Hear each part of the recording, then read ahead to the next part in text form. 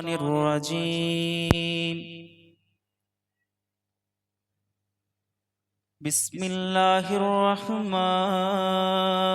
الرحيم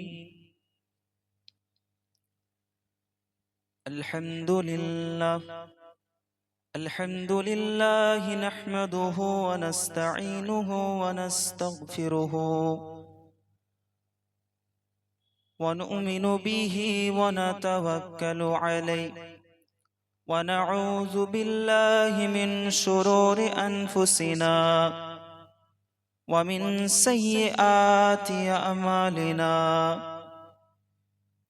من يهده الله فلا مضل له ومن يضلله فلا هادي له ونشهد أن لا إله إلا الله وحده لا شريك له ونشهد أن سيدنا وحبيبنا ومولانا محمدا عبده ورسوله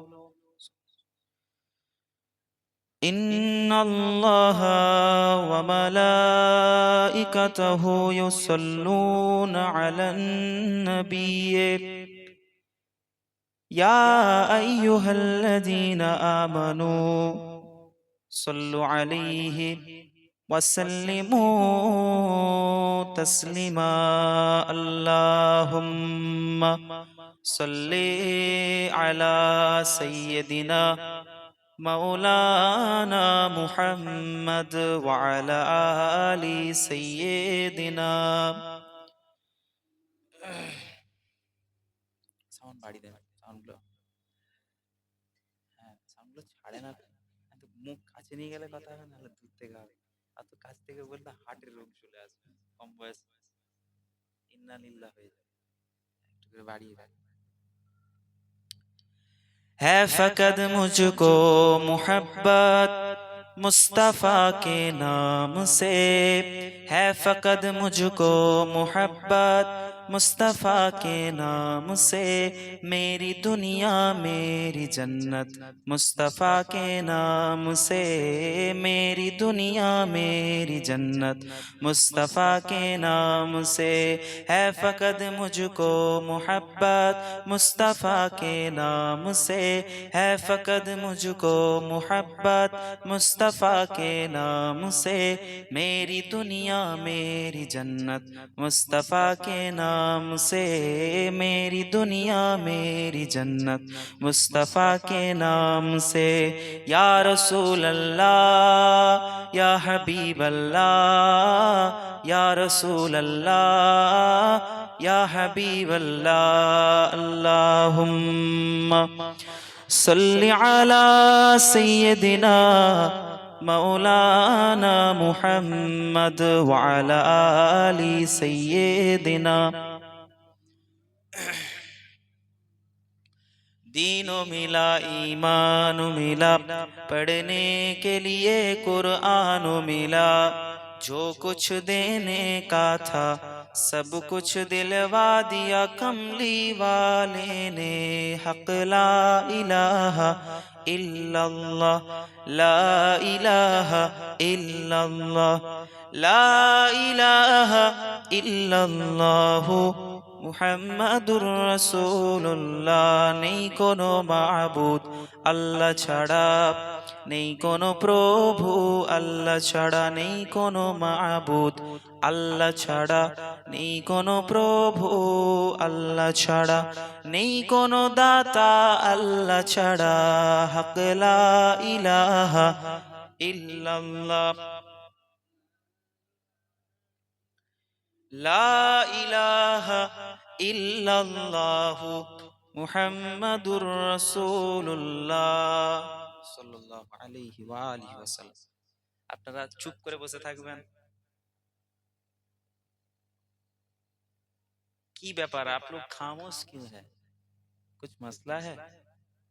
कुछ बात है तो बताइए कि पसंद नहीं आया बच्चा है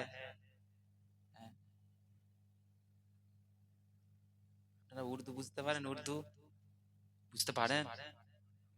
ছোট ছোট বুঝতে পারেন না? কিছু কিছু কিছু কিছু বুঝতে পারেন না? পারেন না, একদম না পারেন না। আপনারা একটু মেহেরবানি করে আগিয়ে আগিয়ে আসবেন, এটা আমার অনুরোধ আপনাদের কাছে রাখবেন। আমি তো আপনাদের মেহমান, আমি মুসাফির মানুষ। আল্লাহ রসুল বলেছেন মুসাফিরদের দোয়া আল্লাহ পাক কবুল করেন। আসেন, একটু আগিয়ে আসেন, আমি শেষে একটু দোয়া করবো আপনাদের জন্য, আপনারাও দোয়া করবেন আমার জন্য। আবার সেই দূরে, চাচা আপনি আসেন না, আপনি রাগ করছেন কেন অত? ইমাম সাহেব বললো, ইমাম সাহেবের কথা দাম নেই? আমি দেখলাম মাশাআল্লাহ, এসে নামাজ পড়লাম, কিছুক্ষণ বসলাম, কথাবার্তা বলছিলাম বসে বসে মসজিদে। আপনাদের মসজিদ তো মাশাআল্লাহ খুব সুন্দর সাজিয়েছেন। আল্লাহ রসুল বলেছেন একটা সময় আসবে মসজিদ হবে বড় বড়, চাকচিক্যময় মসজিদ হবে, কাতার পূরণ হয়ে যাবে, কিন্তু ঈমান কমজোর হয়ে যাবে। কি কমজোর হবে? ঈমান কমজোর। মসজিদ হবে মজবুত, ঈমান হবে কমজোর। দেখেন মসজিদের কাতার পূর্ণ হয়ে যাচ্ছে, কিন্তু নামাজ, একটা নামাজ খুশুসিয়াত পয়দা হবে, লা সলাতা ইল্লা বিহুজুরিল কলব। হুজুরি কলব আমাদের, আমরা পয়দা করতে পারিনি। আল্লাহ রাসূল বলছেন হুজুরি কলব আগে পয়দা করো, তারপরে তুমি নামাজ পড়ো আল্লাহর দরবারে। কিন্তু আমরা হুজুরি কলব পয়দা করতে পারিনি। আমরা দুনিয়ার কাজে ব্যস্ত, আমরা দুনিয়াকে সময় দিচ্ছি। আল্লাহ বলেছেন বান্দা তুমি আমাকে, আল্লাহ ফরজ করেছেন নামাজ, যোহর আসর মাগরিব এশা ফজরের নামাজ আল্লাহ ফরজ করেছেন, আল্লাহর হুকুম পড়তেই হবে। বান্দা না পড়লে, ইচ্ছে করে ছাড়লে তার ঈমান চলে যাবে, ঈমান চলে যাবে যদি নামাজকে অবজ্ঞা করে, অস্বীকার করে, ছেড়ে দেয়। এখন প্রশ্ন করবেন যে না, কাজের ফাঁকে ছাড়া হয়ে যায়। আল্লাহ রসুল এর জন্য সিস্টেম বানিয়ে দিয়ে গেছেন। আল্লাহ বলছেন নামাজ কাজা হবে, নামাজ ছেড়ে যাবে, কাজা আদায় করবে, পরক্ষণে আবার নামাজ আদায় করবে, আমি আল্লাহ পাক নামাজের সব বান্দার আমলনামায় দান করব। কিন্তু আপনি আপনার কাজের জন্য নামাজ ছেড়ে গেছে, মাগরিবের নামাজ, আপনি রাত্রে আর নামাজটা না পড়ে ঘুমিয়ে পড়লেন, এর মানেই হলো আপনি নামাজটাকে ছেড়ে দিয়েছেন। কথা বলেন ঠিক কিনা? মানে আপনি ছেড়ে দিলেন। কাজ আছে, কাজের জন্য নামাজটা চলে গেছে, কাজা পড়ার জন্য আল্লাহ পাক, আল্লাহ রসুল বলছেন তোমরা কাজা আদায় করো, শিক্ষা দিয়ে গেছেন আল্লাহ রসুল। আল্লাহ রসুল আমাদের জন্য একটা পরিপূর্ণ একটা মডেল করে আল্লাহ পাঠিয়েছেন। আল্লাহ রসুলকে ফলো করতে হবে, ইত্তেবা করতে হবে, অনুসরণ করতে হবে, অনুকরণ করতে হবে, মুহাব্বত করতে হবে, ভালোবাসতে হবে, তবেই তো আপনি আমি ঈমানদার। আল্লাহ রসুল বললেন সর্বপ্রথম তুমি নামাজ পড়ছো বান্দা, কাতার আপনাদের পরিপূর্ণ, কিন্তু হুজুরি কলবকে পয়দা করতে হবে আগে। আজকে আমি ওয়াজ করে ওয়াজ এলাম, ওয়াজে 150 কিলোমিটার দূর থেকে আবার 150 কিলোমিটার চলে যাব, এসে 2 ঘন্টা ওয়াজ করলাম, 1.5 ঘন্টা বক্তব্য দিলাম, আমার বক্তব্য আপনি বুঝলেন না, শুধু শুনে বাড়িতে চলে গেলেন, আপনি আমার কথা মতো আমল করলেন না, একটা ছোট্ট হাদিস বললাম, সেই হাদিসটাকে আপনি আমল করলেন না, আপনার ফায়দা হলো না। আমাকে 10,000 দিলেন, 12,000 দিলেন, 20,000 দিলেন, ওটা আপনাদের বরবাদ হলো। কি হলো? বরবাদ। আপনি যদি ওয়াজ শুনে আপনি আমল করেন, আপনি যদি কাজটা করেন, হুকুমটা মানেন, রাসূলের কাজের মতো আপনি কাজ করেন, সুন্নাহ অনুযায়ী আপনি পথ অবলম্বন করেন, তবে আপনি পরিপূর্ণ ঈমানদার হলেন, তবে আপনার এই মজলিস দেওয়া সার্থক হলো। আর নচেত আপনি শুধুমাত্র এত বড় প্যান্ডেল সাজিয়ে ভাবছেন আপনি একটা পীর সাহেব, পীরের আওলাদকে নিয়ে আসবো, আমি বক্তা নিয়ে আসবো, বড় বড় মুফতি সাহেব নিয়ে আসবো, একদিনে হেদায়েত করে দিয়ে চলে যাবে না। আল্লাহ রসুলের একজন সাহাবী ছিলেন, যিনার নাম হচ্ছে সালমান ফারসি রাদিয়াল্লাহু তাআলা আনহু।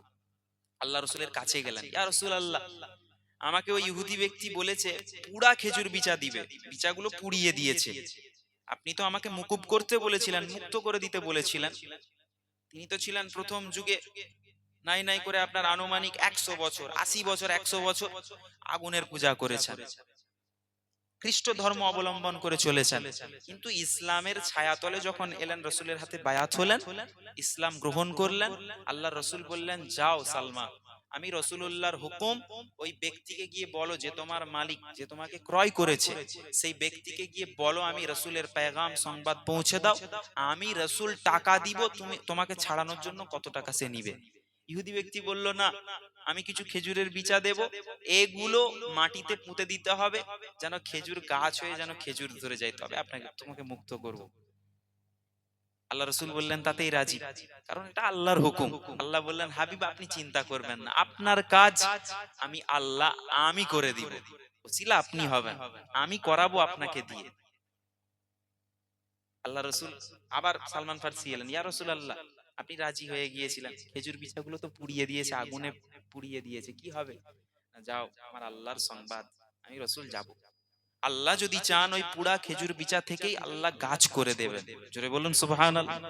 তুমি যাও, পাইগাম পৌঁছে দাও। আবার গেলেন, ইহুদি ব্যক্তির কাছে গিয়ে বললেন আল্লাহ রসুল আসবে। আল্লাহ রসুল বললেন সালমান তুমি যদি মনে করো আমি রসুল গাছ খেজুর বিচা মাটিতে পুঁতে দিব, ওই বিচা পুঁতে দেওয়ার জন্য আমি রসুলুল্লাহ আমি পোঁতার জন্য গাছ হয়ে যাবে, ভুল কথা। আমি রসুলুল্লাহ আমার করণীয় কিছু না, আল্লাহ আমাকে দিয়ে করাবেন, অতএব ওটা আল্লাহর কাজ। জোরে বলবেন না সুবহানাল্লাহ।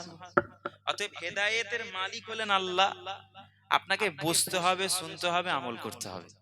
আমি মালিক না, আল্লাহ পাক মালিক, এটা আপনাকে বিশ্বাস স্থাপন করতে হবে। আপনি যদি মনে করেন নির্ধারিত কোনো এক বক্তাকে নিয়ে এলে আমাদের গোটা গ্রাম নামাজি হয়ে যাবে, তাহলে আপনার ইমান ইমান কমজোর হয়ে যাবে, ইমান চলে যাবে। এই জন্য আমাদেরকে বুঝতে হবে, শিক্ষা নিতে হবে। শিক্ষার কোনো শেষ নেই, আর শিক্ষা হলো জাতির মেরুদণ্ড। আপনি যখন আপনার এই মেরুদণ্ড ভেঙে যাবে, আপনার ঘাড় মাটির দিকে লটকাবে, মেরুদণ্ড শক্ত তো আপনি চারিদিকে মাথা ঘোরাতে পারবেন, উপর নিচে ডানে বামে। আর এটা ভেঙে যাওয়া মানে মাথা ওই মাটির দিকেই থাকবে, মুখ নিচু করে আপনাকে চলতে হবে, আর তুলতে পারবেন না। ঠিক সেই রকম আপনি নিজেকে শক্ত করেন, মজবুত করেন, আপনার মেরুদণ্ডকে শক্ত করেন। আর শিক্ষা হলো আপনার মেরুদণ্ড, এই গোটা জাতির মেরুদণ্ড।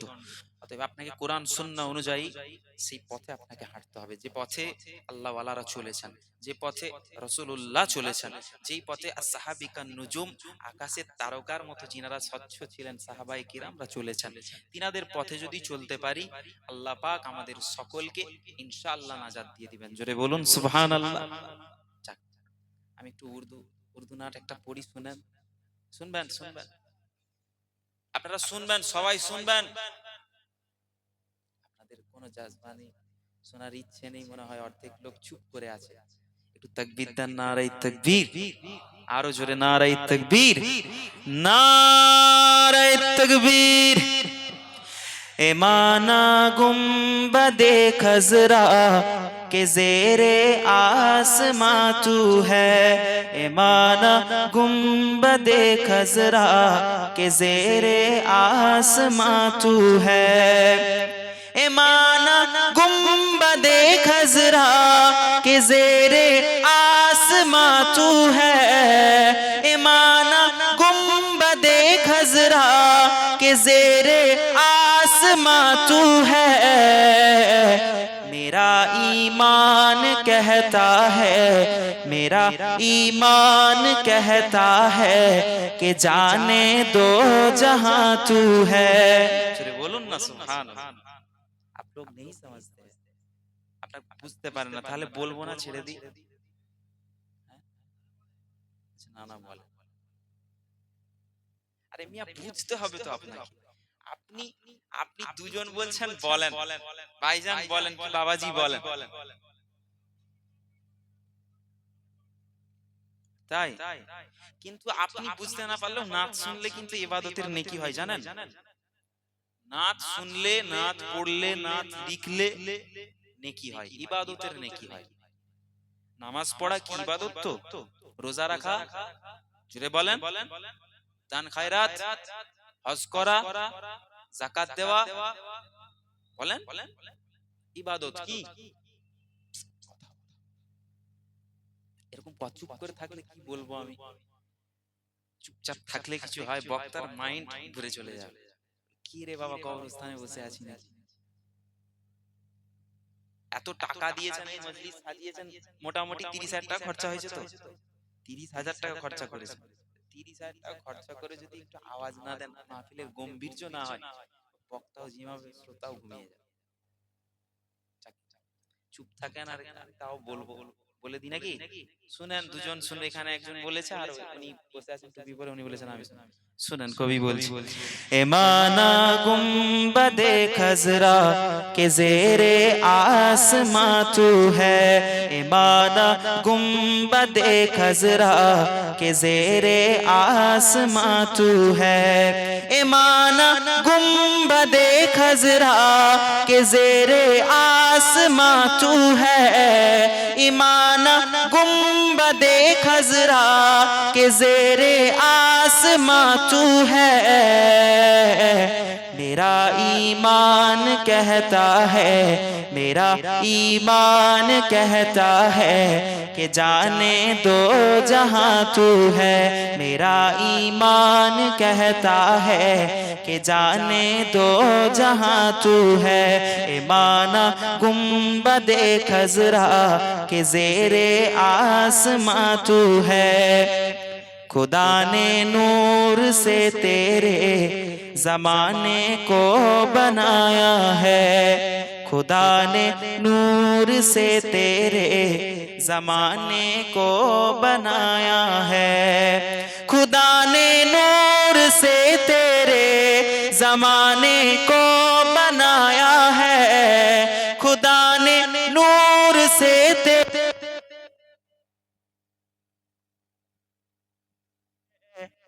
हकीकत में मेरे आका शहंशाए जहां तू है, हकीकत में मेरे आका शहंशाए जहां तू है, इमाना गुम्बदे खजरा के जेरे आसमां तू है, तेरी चौखट पे झुकती है ज़मीने बादशाही भी, तेरी चौखट पे झुकती है ज़मीने बादशाही भी, तेरी चौखट पे झुकती है ज़मीने बादशाही भी, तेरी चौखट पे झुकती है ज़मीने बादशाही भी, हकीकत में मेरे आका शहंशाए जहां तू है, हकीकत में मेरे आका शहंशाए जहां तू है, इमाना गुम्बदे खजरा के जेरे आसमां तू है, अल्लाहुम्मा सल्ली अला सय्यिदिना।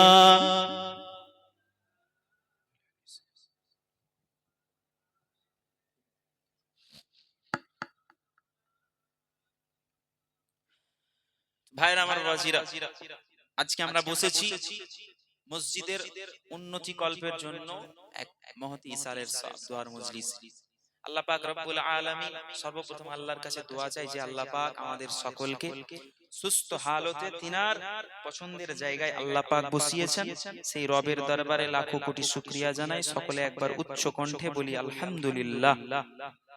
যে আল্লাহ পাক রব্বুল আলামিন এ দুনিয়া, জমিন, এ আসমান, এই চাঁদ, তারা, সমস্ত কিছু আল্লাহ পাক, तमाम মখলুক আল্লাহ পাক সৃষ্টি করেছেন, সেই রব আমার আপনার নবী, আমার আপনার নেতা, तमाम আম্বিয়াদের নেতা, তো জাহানের বাদশা, সুলতানুল আম্বিয়া আল্লাহ পাক, শেষ নবী, শেষ পয়গম্বর জনাবে মুহাম্মদুর রাসূলুল্লাহ সাল্লাল্লাহু আলাইহি ওয়াসাল্লাম, যিনাকে আমাদের জন্য রহমত স্বরূপ আল্লাহ পাক পাঠিয়েছেন, সেই নবী পাকের প্রতি সকলে আমরা দরুদ পড়েছি এবং যতদিন আমাদের এই দেহে প্রাণ থাকবে, রূহ থাকবে, ততদিন আমরা পড়ব। সকলে বলি ইনশাআল্লাহ।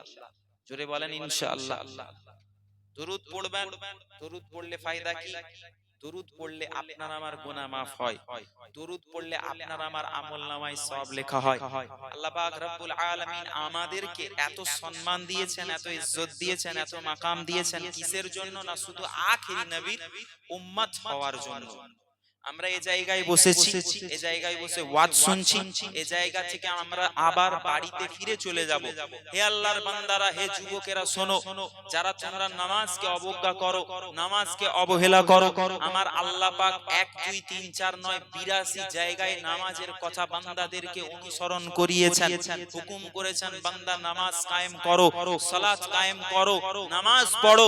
আল্লাহ পাক বারবার আমাদের সামনে উপস্থাপন করেছেন, কোরআন শরীফে আল্লাহ পাক বলে দিয়েছেন। আমরা আজকে নামাজ থেকে দূরে, আমরা আজকে ইবাদত থেকে দূরে, আমাদের ঈমানটা কমজোর হয়ে গেছে। মজবুত করব কিভাবে সেই দিকে আমরা চিন্তা করি না। আমাদের চিন্তা আমার 5000 আছে, 10000 কিভাবে হবে 5000 থেকে। আমাদের চিন্তা আমি একটা বড় দুতলা বিল্ডিং করেছি, আমার 4 তলা কবে করতে পারবো? আল্লাহ তুমি আমাকে তাড়াতাড়ি 4 তলাটা করিয়ে দাও। শুধুমাত্র আমাদের এই চিন্তা, এই ইন্টেনশন। কিন্তু না, আমাদেরকে ইসলামের কনসেপ্ট বুঝতে হবে। ইসলামের কনসেপ্ট কি? ইসলামের কনসেপ্ট হলো নবী মুহাম্মদুর রাসূলুল্লাহ সাল্লাল্লাহু আলাইহি ওয়াসাল্লামকে অনুসরণ করা, অনুকরণ করা, নাজাতের পথ খোঁজা। নাজাতের পথ খুঁজতে গেলে যাদেরকে আমাদেরকে ফলো করতে হবে তারা হলেন সুফি, তারা হলেন পীর মাশায়েখ, তারা হলেন বুজুর্গানে দ্বীন, তারা হলেন আল্লাহর ওলি, তারা হলেন আল্লাহওয়ালা, তারা হলেন হাক্কানি আলেম ওলামা। আল্লাহ রাসূল বলছেন সাহাবারা, আমি রাসূলুল্লাহ তোমাদেরকে জানিয়ে গেলাম, আমি রাসূলুল্লাহ দুনিয়ার জমিন থেকে ইন্তেকাল করে চলে যাব। আমি চলে যাওয়ার পরে আমার কাজগুলোই আলেম ওলামারা করবে, যারা হবে নবীদের ওয়ারিস, যারা হবে আমার ওয়ারিস, যারা হবে तमाम নবীদের ওয়ারিস। তাদের কাছে যখন মানুষ ওঠা বসা করবে, তাদের দোয়ায় শামিল হবে, তাদের কথায় তারা তাদের কথা মতো ইসলামের খিদমত করবে।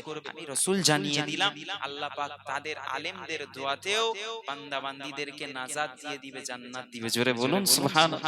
হাক্কানি আলেমদেরকে খুঁজতে হবে, আমাদেরকে অন্তর পরিষ্কার করতে হবে। এই জায়গায় বসেছি, এই মাহফিলে বসেছি, এই জায়গায় বসে বসে ওয়াজ শুনছি, আমরা মনে করছি একদিকের কাতার তো পূরণ হলো না। কিন্তু না না, আল্লাহ পাকের বান্দারা, হাদিস শরীফে এসেছে, কোরআনের কথা যেখানে হবে, রাসূলের কথা যেখানে আলোচনা হবে, সে জায়গায় আল্লাহ পাকের রহমতের ফেরেশতারা বসে থাকে। আল্লাহর কাছে গিয়ে দোয়া চাই, আল্লাহ অমুকের ছেলে অমুক, আব্দুল্লাহ, আব্দুর রহমান, আব্দুল সত্তার, আব্দুল কাসেম, এরা বসে বসে আপনার মজলিসে বসে বসে দোয়া চাইছিল নাজাতের জন্য। আল্লাহ বলবে ফেরেশতারা, আমি আল্লাহ পাক, তোমরা সাক্ষী থাকো, আমি আল্লাহ ওই সমস্ত বান্দার জীবনের গুনাহগুলোকে মাফ করে দিলাম। শুধু তাই নয়, বান্দা যেহেতু তওবা করেছে খালেস দিলে ওই মজলিসে বসে বসে, বান্দা যেহেতু চোখের পানি ফেলেছে, বান্দাকে আমি আল্লাহ পাক তার যত মা বাপ আত্মীয় স্বজন মায়ের মুরব্বি চলে গেছে, তাদের কবরের আযাবকেও আমি আল্লাহ তাদের দোয়ার বদৌলতে আমি আল্লাহ মাফ করে দিলাম। জোরে বলুন সুবহানাল্লাহ। এই মজলিসে বসলে আপনার ফায়দা আছে। আপনি এবারে চিন্তা করবেন, আপনি বুঝবেন কি বুঝবেন না। নাজাতের পথ খুঁজো। নাজাতের পথ কোথায় পাবো? সাহাবায়ে কেরামদেরকে আমাদেরকে লক্ষ্য করতে হবে। নাজাতের পথ কোথায় পাবো?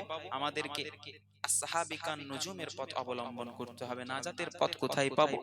সুফিদের দরবার, দরবেশদের দরবার, হাক্কানি আলেম ওলামাদের দরবারে ছুটতে হবে। আপনি মনে করবেন আমি বাড়িতে বসে সবকিছু পেয়ে যাব, না।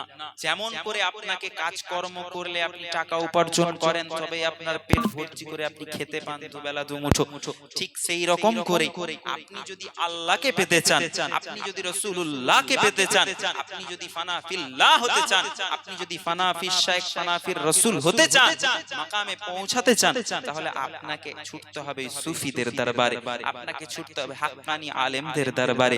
আপনি যখন তিনাদের দরবারে গিয়ে তিনাদের সুহবতে বসে যাবেন, আল্লাহর কসম, আল্লামা রুম রাহমাতুল্লাহ আলাইহি বলেন, এক জামানা সুহবতে বা আউলিয়া, আমি আল্লামা রুম জানিয়ে দিলাম, আমি বড় মাওলানা ছিলাম, বড় ডিগ্রি অর্জন করলাম, কিন্তু আমি যখন আমার পীর, আমার শায়েখ, আমার বুজুর্গ, আমার উস্তাদের দরবারে আমি গেলাম, নাম হলো শামস তাবরেজ, তিনার দরবারে গিয়ে আমি যতটুকু শিক্ষা নিয়েছি, আমি শিক্ষাটা নেওয়ার পর আমি চিন্তা করলাম, পূর্বে যত জ্ঞান আমি অর্জন করেছি, সেই জ্ঞান আর এই জ্ঞান, আমার পীরের দরবারের জ্ঞানটা আসমান আর জমিন তফাৎ। একবার জোরে বলুন সুবহানাল্লাহ। শুধু তাই নয়, আমি আল্লামা রুম জানিয়ে দিলাম এক জামানা সুহবতে বা আউলিয়া, 100 বছর তুমি নফল ইবাদত করছো, আর কিছুক্ষণ আল্লাহর ওলির দরবারে আল্লাহর ওলির সোহবতে বসে গেলে আমি আল্লাহ মারুম জানিয়ে দিলাম ওই 100 বছরের ইবাদতের থেকেও বেশি আল্লাহ ওয়ালার দরবারে বসলে আল্লাহ পাক সওয়াব দিবে। জোরে বলুন সুবহানাল্লাহ। কেন? আপনি শিখতে পারবেন আল্লাহ ওয়ালার দরবারে গেলে, আপনি ভ্রান্ত আকীদার শিকার হবেন না। নেককার হাক্কানি উলামা কখনো আপনাকে জাহান্নামের পথে পৌঁছাবে না। যিনি জাহান্নামের রাস্তা আপনাকে দেখাবেন জানবেন ও ইবলিস ও শয়তান, আর যিনি হাক্কানি আলেম হবেন তিনি সোজা পথ দেখাবেন। ইহদিনাস সিরাতাল মুস্তাকিম। আল্লাহ আমাদেরকে সোজা পথে আপনি চালিত করেন। সে সব সময় দোয়া করবে, আল্লাহ আমার দরবারে এই মানুষটা এসেছে, আল্লাহ আপনি কি হেদায়েত দান করেন, আল্লাহ আপনি কি ইসলামের শিক্ষায় শিক্ষিত করেন, আল্লাহ আপনি কি তৌফিক দেন যেন একটা হাক্কানি আলেম হতে পারে। এই দোয়া করবে। হাক্কানি আলেমের কথা বলছি। আর আপনি যদি বেহক একজন আলেমের কাছে যে বসতে যান, আপনি কোরআনের শিক্ষা পাবেন না, আপনি হাদিসের শিক্ষা পাবেন না, আপনি কোরআন সুন্নাহ থেকে দূরে চলে যাবেন। আপনাকে এমন এমন কিছু কথা বলবে যে কথা আপনিও শোনেননি, আপনার আব্বাও শোনেনি, আপনার দাদুও শোনেনি। আল্লাহ রাসূল বলেন এগুলো হলো দাজ্জাল। এগুলো কি? দাজ্জাল বেরোবে, একটা চোখ কি হবে? অন্ধ। কি হবে? তার মাথায় লেখা থাকবে, কপালে কাফার, কাফের লেখা থাকবে। থাকবে কি থাকবে না? কিন্তু এর বের হওয়ার আগে চেয়েও নাই নাই করে কম বেশি 30 জন ছোট ছোট দাজ্জাল বেরোবে। কতজন? জোরে বলেন কতজন দাজ্জাল বেরোবে? আপনি সোশ্যাল মিডিয়া ইউজ যদি করেন, আপনি দেখবেন এখন কত রকমের কত কথা বেরোচ্ছে। কে বেরিয়ে বলছে হ্যাঁ হ্যাঁ আমি আখেরি নবী, আমি শেষ নবী। এই কদিন আগে একটা ভিডিও ভাইরাল হয়েছে, যুবক ভাইরা হয়তো দেখে থাকবে, বলছে আমি আখেরি নবী, আমি আখেরি পয়গম্বর, আমি আল্লাহ পাকের রাসূল। বলুন না আস্তাগফিরুল্লাহ। আল্লাহ পাক আপনার আমার নবীকে মুহাম্মদ মুস্তাফা সাল্লাল্লাহু আলাইহি ওয়াসাল্লামকে শেষ নবী করেছেন। আল্লাহ রাসূল বলছেন আমি হলাম শেষ নবী, শেষ পয়গম্বর, শেষ মেসেঞ্জার। আমার পরে যদি কেউ দাবি করে নবী, শেষ নবী, তাহলে সে মিথ্যেবাদী। সে কি? জোরে বলেন কি? মিথ্যেবাদী। আপনাকে বেঁচে থাকতে হবে। ও বেরিয়ে উর্দু ভাষা, হিন্দি ভাষাতে বলছে, নেট খুলে দেখতে পাবেন যে হাম আখেরি নবী হ্যাঁ, হিন্দিতে বলছে। মানুষকে বিভ্রান্ত করছে। ওর অবলম্বন দুটো হলেও ছেলে করবে, দুটো হলেও ছেলে ওকে ফলো করবে। অতএব ওই দুজন জাহান্নামের পথ অবলম্বন করে নিল। ওর জায়গায় যদি আপনি একজন সুফির দরবারে যেতেন, একজন আল্লাহ ওয়ালার দরবারে যেতেন, একজন পীর মাশায়েখের দরবারে, হাক্কানি আলেমের দরবারে যেতেন, আপনাকে কোরআনের শিক্ষা দিত, আপনাকে জানিয়ে দিত না না মা কানা মুহাম্মাদুন আবা আহদিম মির রিজালিকুম ওয়ালা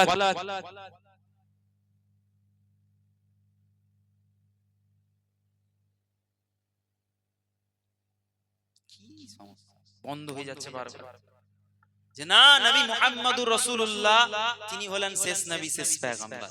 এটা আপনাকে জানাতে। এইজন্য রাসূলকে যারা পেয়েছে তাদের থেকে আমাদেরকে শিক্ষা নিতে হবে। মুসলমানের ছেলেরা, ও নবীর উম্মত উম্মতিরা, নবী মুহাম্মদুর রাসূলুল্লাহ সাল্লাল্লাহু আলাইহি ওয়াসাল্লাম আল্লাহর হাবিব আল্লাহ রাসূলকে যারা পেয়ে গিয়েছিল, যারা সুহবতে বসেছিল, তাদের থেকে শিক্ষা নিতে হবে, তাদের থেকে আমাদেরকে শিক্ষা গ্রহণ করতে হবে, তাদেরকে দেখে আমাদের জীবনটাকে গঠন করতে হবে। আয় মুসলমান শোনো শোনো, তোমার আমার নবী মুহাম্মদুর রাসূলুল্লাহ সাল্লাল্লাহু আলাইহি ওয়াসাল্লাম তিনার সাহাবায়ে কিরাম, কিছু কিছু সাহাবায়ে কিরাম যারা তখনও ইসলামের ছায়া তলে আসেনি। প্রথমে যার কথা বললাম হযরতে সালমান ফারসির কথা বলি, ছোট্ট একটা উদাহরণ দিয়ে বুঝিয়ে দিই।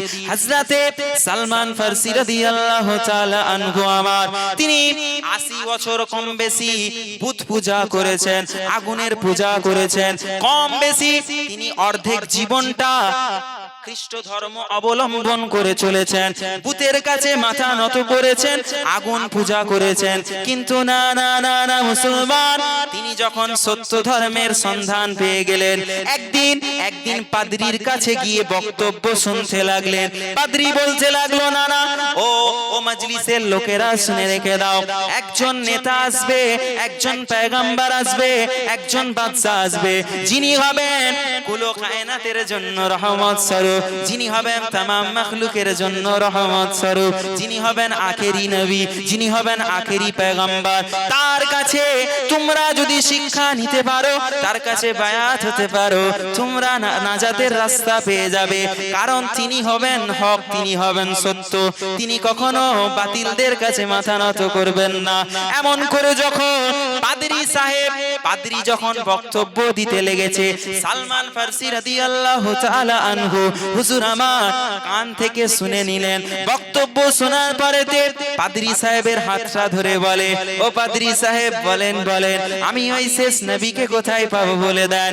তখন পাদ্রী সাহেব বলতে লাগে, এই সালমান, না না না না, তুমি তো এই পারস্য রোমে আখেরি নবীর খোঁজ পাবে না, আখেরি নবীর সন্ধান পাবে না। যাও, চলে যাও আরবের মক্কা নগরীতে, মরুভূমির জমিন, খেজুর বাগানের একটা বড় জমিন, সেই আরবের মক্কা নগরীতে গেলে তুমি শেষ নবী, শেষ পয়গম্বরকে পেয়ে যাবে, যিনার নাম হবে মুহাম্মাদুর রাসূলুল্লাহ সাল্লাল্লাহু আলাইহি ওয়াসাল্লাম। এই সালমান, ইন্নাদ দীনা ইনদাল্লাহিল ইসলাম, সবথেকে মনোনীত দিন হলো ইসলাম। সেই ইসলামের খিদমত তিনি করবেন, ইসলামের প্রচার করবেন, ইসলামটাকে অন্য মানুষের কাছে পৌঁছে দেবেন। এই সালমান, যাও, তুমি যদি তার কাছে যেতে চাও, আমি তোমাকে রাস্তা বলে দিতে পারি। সালমান ফারসি বললেন, ও পাদ্রী সাহেব বলেন, আমি কিভাবে ওই শেষ নবীর কাছে পৌঁছাতে পারবো? বলে, তুমি তো এত দূর রাস্তা তুমি তো একা একা যেতে পারবে না। প্রথমে তোমাকে সিরিয়ার বাজারে যেতে হবে, দামেস্কের বাজারে যেতে হবে।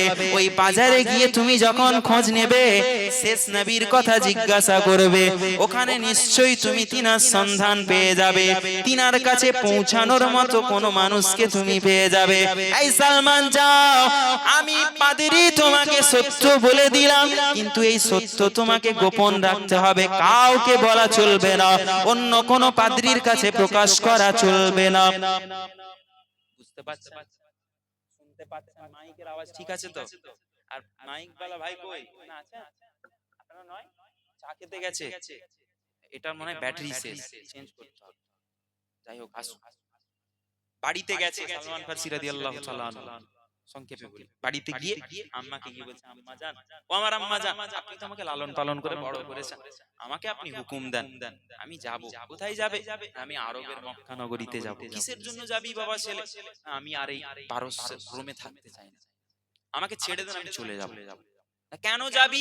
বারবার যখন জিজ্ঞাসা করছে, তখন সালমান ফারসি বলছে, আমি আর আপনাদের ধর্মটাকে মেনে চলবো না, আমি সত্য ধর্মের সন্ধান পেয়েছি, আমি ইসলামের ছায়াতলে গিয়ে আমি মুসলমান হয়ে যাব। একবার জোরে বলুন সুবহানাল্লাহ। মাত শুনে অবাক। তোমার বাপ পালন করেছে যেই ধর্ম, তোমার দাদু পালন করেছে যেই ধর্ম, তোমার নানা পালন করেছে যেই ধর্ম, সেই ধর্ম ছেড়ে তুমি কিভাবে ইসলাম গ্রহণ করবে? এটা তো হতে পারে না। আব্বা এসেছে, আব্বাকে কি বলছে? আব্বা, ও বাবা, আমি ইসলাম ধর্ম গ্রহণ করতে চাই, আমি আরবে যেতে চাই, মক্কা নগরীতে যেতে চাই, কারণ ওখানে সত্য নবী এসেছেন। এটা চেঞ্জ করে দাও, এটা বন্ধ হয়ে যাচ্ছে মাঝে মাঝে। আমি যেতে চাই, এই কথা বলেছে। আব্বা বলছে, আমার ছেলেটার, এই কে আছো? আসো, আমার ছেলেটাকে একটু বাড়ির মধ্যে বন্ধ করে দাও, মাথাটা খারাপ হয়ে গেছে, ডিস্টার্ব হয়ে গেছে, বাড়ির মধ্যে লক করে রেখে দাও, হাত পা গুলো বেঁধে দাও, যাতে কোথাও না বেরিয়ে যেতে পারে, মাথা পাগল হয়ে গেছে, যে কোনো সময় পালিয়ে যাবে, ওকে বের করে দাও। চেঞ্জ করে দেন এটা।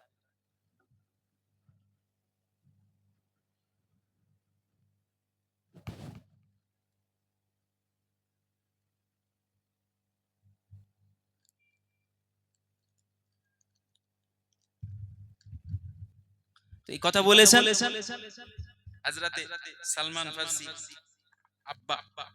তিনি কি করেছেন? বলছে বন্ধ করে রেখে দাও।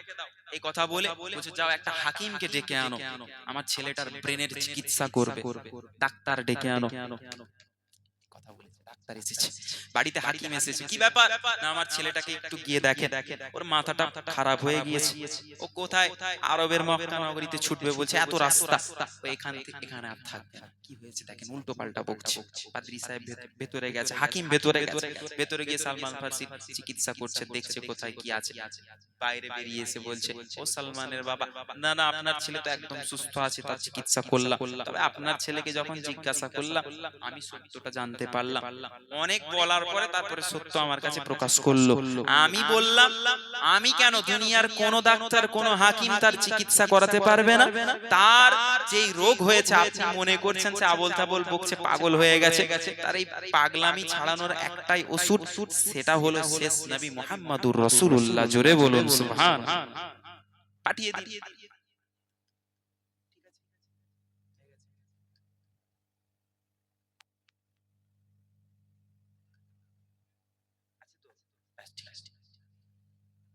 আচ্ছা ঠিক,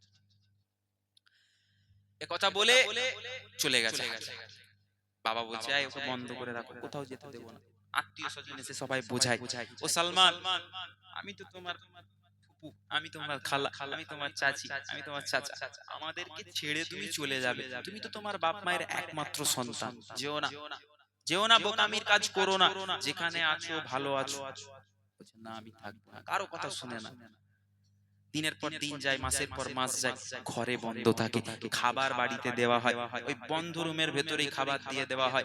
একদিন মায়ের মনটা দুঃখ হয়েছে, আমার ছেলেটাকে কতদিন আমি দেখিনি, একবার রুমের ভিতরে গিয়ে আমার ছেলেটার একবার দেখা, খবর নেই। মা ঢুকেছে, দরওয়াজা খুলে মা ভেতরে ঢুকে ছেলের দিকে যেই তাকিয়েছে, মায়ের চোখ থেকে পানি পড়তে আরম্ভ করেছে, টস টস করে চোখ থেকে পানি পড়ে। মা ছেলের দিকে তাকিয়ে দেখেছে ছেলে রোগা হয়ে গিয়েছে, ছেলের চেহারা কেমন একটা হয়ে গিয়েছে, ছেলে ঠিক মতো খায় না, ঠিক মতো ঘুমোয় না, শুধু জবান থেকে শেষ নবী জিকির করছে। জোরে বলুন সুবহানাল্লাহ। মুসলমানের ছেলেরা, ও নবীর উম্মত উম্মতিরা, এমন অবস্থা যখন সালমান ফার্সি হুজুরের আম্মা যা মা দেখলো, তখন বলতে লাগলো, এই আমার বাচ্চা সালমান, না না, আমি তোমার এই অবস্থা তো দেখতে পারবো না, আমি তোমাকে খুলে দেবো, তুমি যদি আমাকে কথা দাও তুমি ওই শেষ নবীর কাছে যাবে না, এই কথা, এই ওয়াদা যদি আমাকে করো, এই চুক্তি যদি করো, এই চুক্তি যদি মেনে নাও, তাহলে আমি তোমার হাতের বাঁধন খুলে দেবো, তুমি স্বাধীন হয়ে যাবে, কিন্তু শর্ত হলো একটা, তুমি ওই শেষ নবীর কাছে আর যেতে পারবে না। সালমান ফার্সি রাদিয়াল্লাহু তাআলা আনহু বলেন, এই আমার আম্মা জান, না না, আমি সালমান, আমি মারা যাব, আমি মারা যাব, আমাকে আপনি যদি আমার হাতের শিকল, হাতের বাঁধন খুলে দেন, আমি আর এখানে থাকবো না, আমি সবকিছু ছেড়ে শেষ নবীর কাছে চলে যাব। আম্মা জানের কথা কোনো মতে বাচ্চা শুনবে না। ওই সময়ে সালমান ফার্সির আম্মা জান যখন দেখলেন কিছু মতেই ছেলে কথা শুনছে না, হাতের বাঁধন খুলে দিলেন, পায়ের বাঁধন খুলে দিলেন, দরওয়াজা খুলে দিলেন, খুলে দিয়ে বলতে লাগলেন, এই আমার বাচ্চা, যাও, চলে যাও, চলে যাও, তুমি যেখানে যেতে চাও চলে যাও। সালমান ফার্সি রাদিয়াল্লাহু তাআলা আনহু বাড়ির মধ্যে এসে নিজের জামা কাপড় একটা ব্যাগের মধ্যে নিয়ে নিলেন, গুছিয়ে নিলেন ভালো করে, কিছু টাকা পয়সা সাথে করে নিয়ে নিলেন। ও নবীর উম্মত উম্মতিরা, টাকা পয়সা জামা কাপড় নিয়ে বেরিয়ে পড়লেন, সিরিয়ার দামেস্কের দিকে বেরিয়ে পড়লেন। দামেস্কে যাচ্ছেন, গিয়ে পৌঁছেছেন সিরিয়ার বাজারে, গিয়ে পৌঁছে খবর নিচ্ছেন, আরবের মক্কা নগরী থেকে কে এসেছে একটু খোঁজটা দিবেন। একজন বলে, ওই যে দূরে তাবু দেখতে পাচ্ছ, ওই তাবুর ভেতরে তারা আছে। তারা আসে যখন মরসুম পড়ে, যখন ব্যবসার সময় আসে, ঠিক সেই সময় আরবের জমিন থেকে, মক্কা নগরী থেকে তারা ব্যবসা করতে আসে, জিনিসপত্র ক্রয় বিক্রয় করে আবার তারা মক্কা নগরীতে ফিরে চলে যায়, ফেরত চলে যায়। যাও, তোমরা তার কাছে যদি যেতে পারো তুমি, তাহলে হয়তো তারা সাথে করে তোমাকে নিয়ে যেতে পারবে, যাও খোঁজ নাও তাদের কাছে।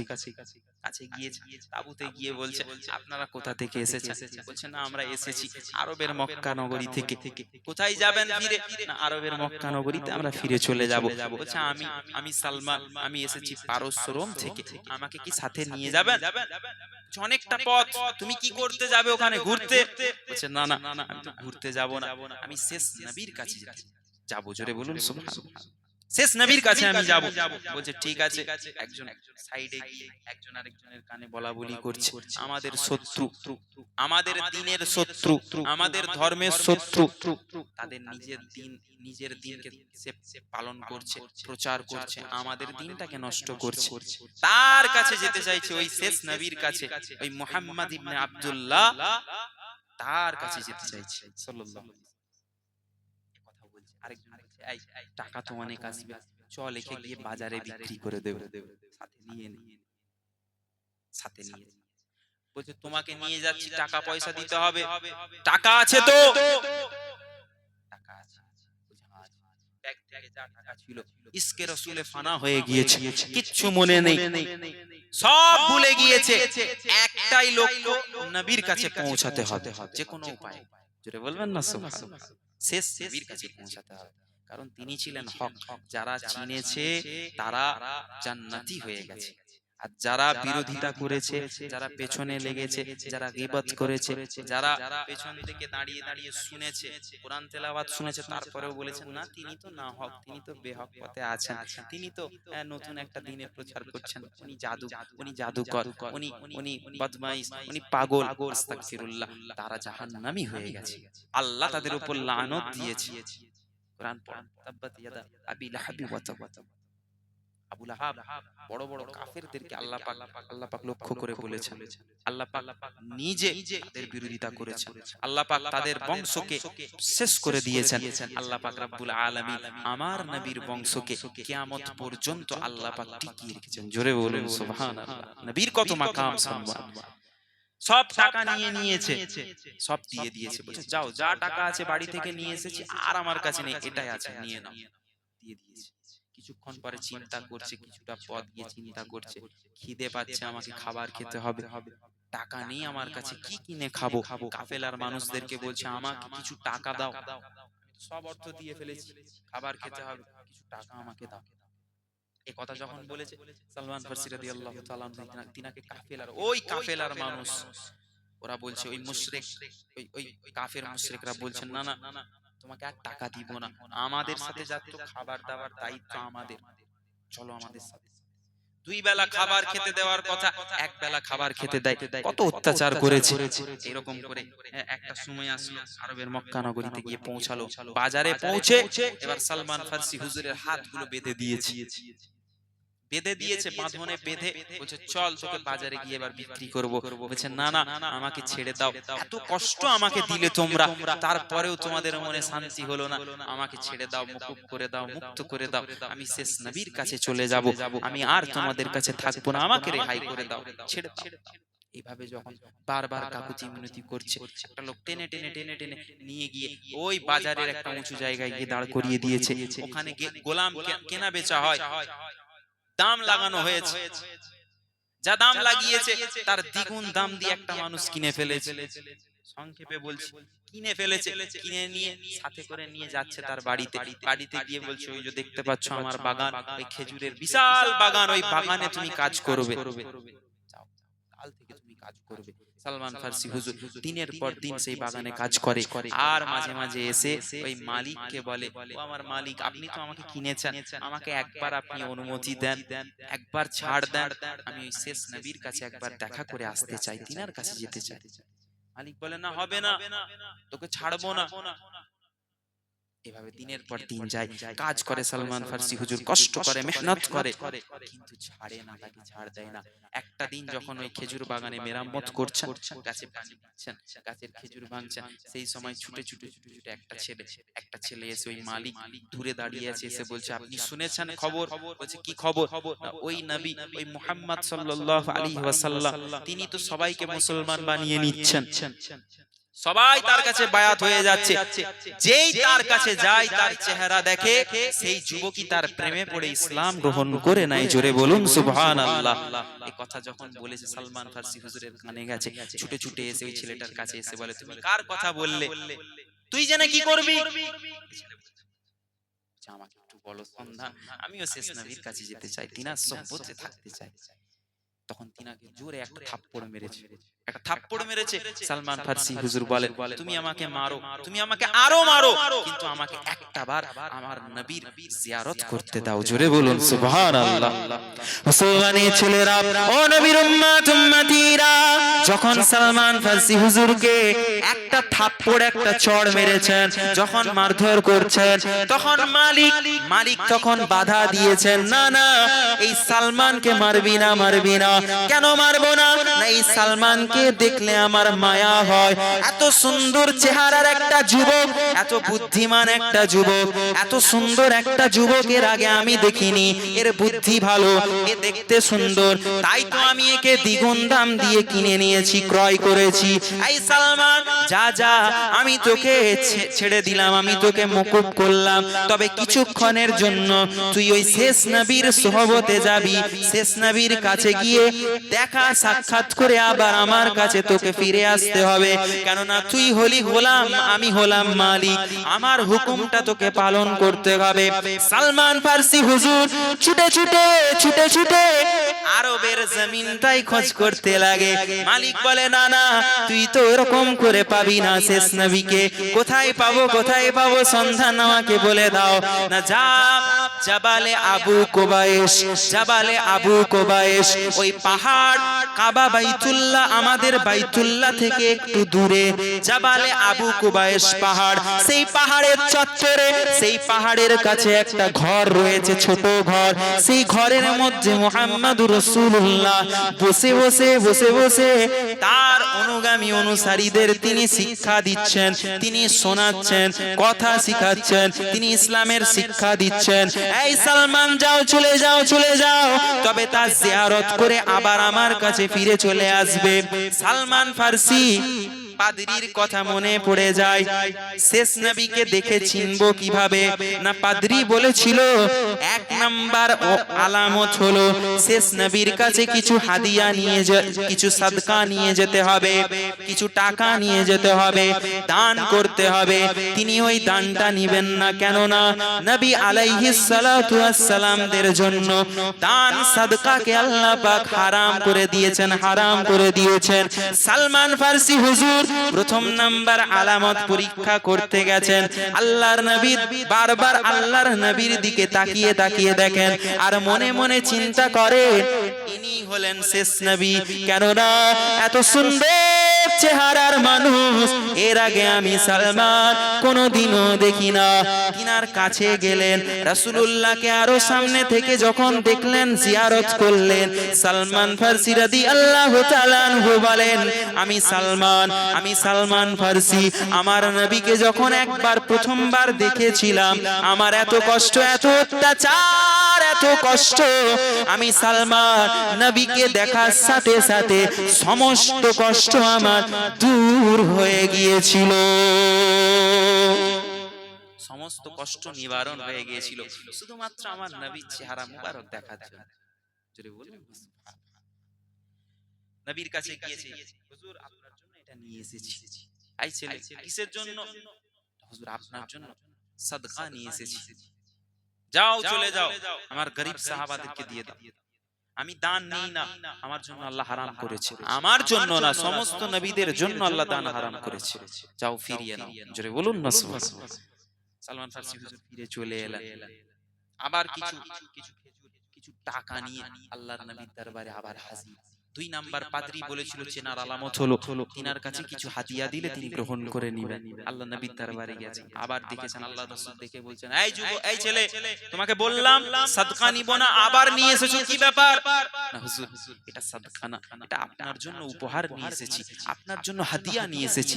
বলছে, হ্যাঁ হ্যাঁ দাও, আমি রাসূলুল্লাহ, আমি আল্লাহ পাকের বন্ধু, আল্লাহ পাকের হাবিব, আমার জন্য তোহফা, উপহার, হাদিয়া গ্রহণ করাটা এটা আমার জন্য জায়েজ আছে। জোরে বলুন না সুবহানাল্লাহ।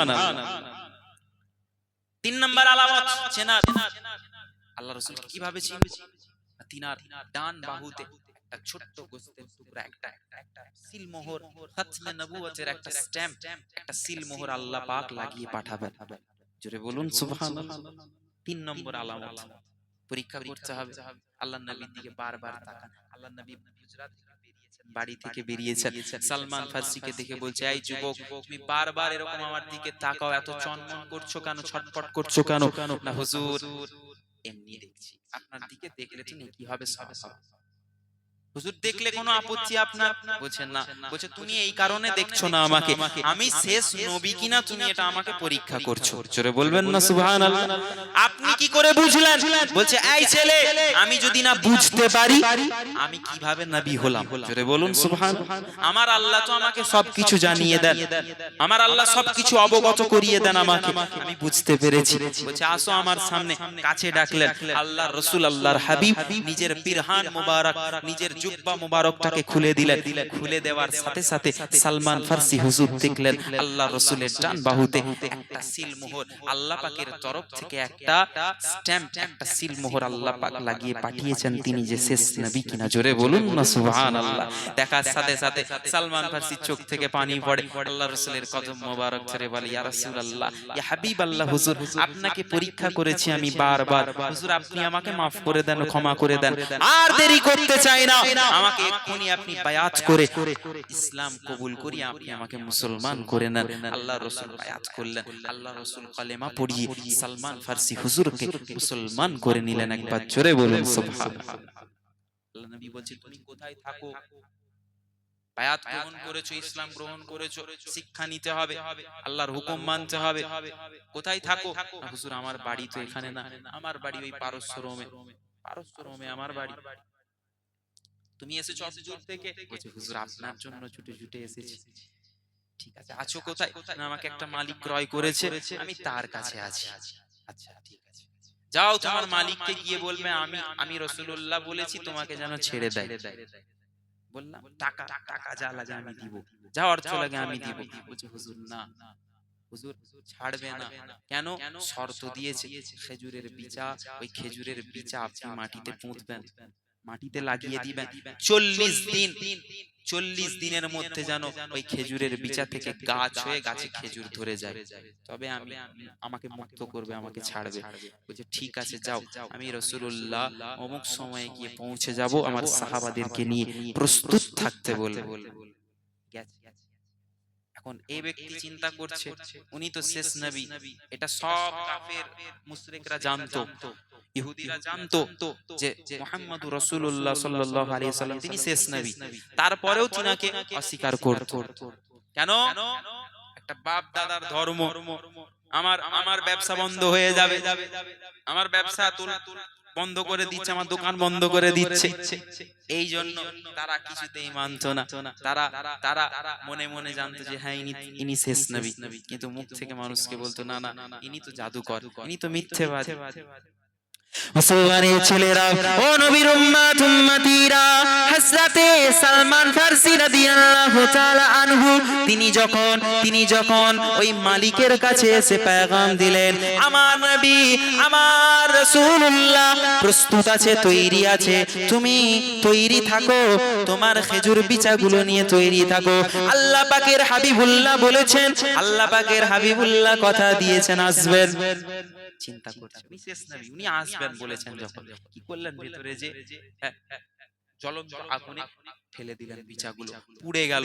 তুলে সালমান ফারসিকে দেখাচ্ছেন, এই দেখ সালমান, তোর নবী আসবে বলেছে, দেখ এই যে বিচাগুলো পুড়িয়ে দিয়েছি, পুড়া বিচা থেকে কখনো খেজুর গাছ হবে না।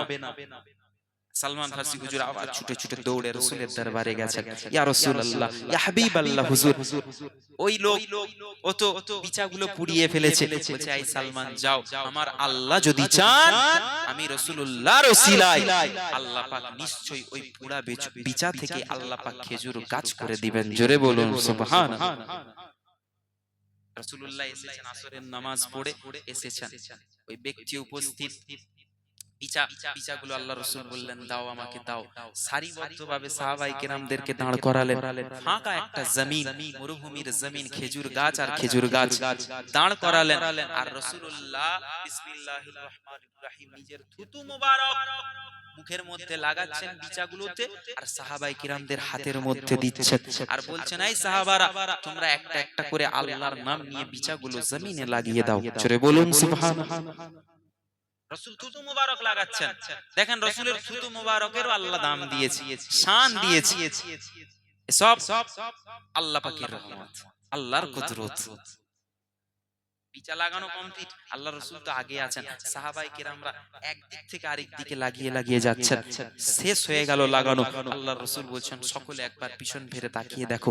আল্লাহ রসুল হুকুম করেছেন, সাহাবায়ে কেরামরা দেখছেন পিছন ফিরে। আল্লাহ পাক রব্বুল আলামিন ওই পুরা খেজুর বিচাগুলো, আল্লাহ রসুল যে বিচাগুলো থুতু মোবারক লাগিয়ে জমিনে দিয়েছিলেন, পুঁতেছিলাম আমরা, ওই গাছ 40 দিন কেন লাগানোর সাথে সাথে আমার আল্লাহ পাক গাছ করে এবং খেজুর ধরিয়ে দিয়েছেন। জোরে বলুন সুবহানাল্লাহ। আল্লাহ পাকের রহমত কুদরত। ওই ব্যক্তি বলছে, এই সালমান যাও যাও, তুমি সত্য নবীর কাছে পৌঁছেছো, আমি তোমাকে ছেড়ে দিলাম, আমি তোমাকে মুকুব করে দিলাম। জোরে বলুন সুবহানাল্লাহ।